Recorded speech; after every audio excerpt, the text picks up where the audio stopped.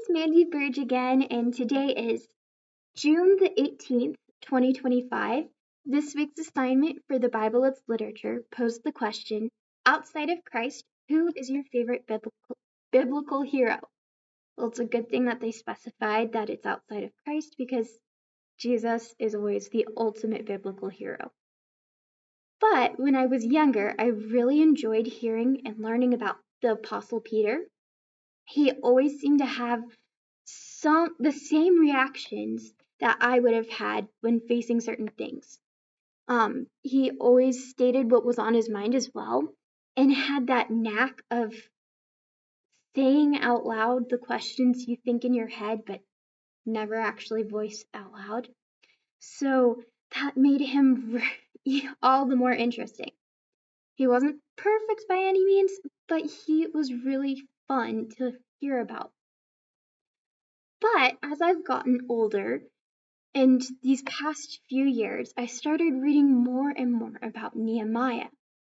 To be honest, his book was one of those Old Testament books that I didn't really get around to reading often. Had read it once or twice when I was little, but it was just one of those books that kind of got swept to the wayside. But over these past few years, reading it, he just really stood out to me here lately. And he wasn't perfect either, of course, because no one except Jesus is. But the way he automatically brings his worries and cares, his concerns to God through prayer, and how he stayed focused on his work is really inspiring. The way his leadership as well, how he took such good care of the people under him, serving under him, that also is pretty inspiring. And despite all of the problems that popped up, what with the Persian generals and neighboring kingdoms trying to stop him from building the walls to protect the temple, God's temple, he still continued in his work. He was faithful.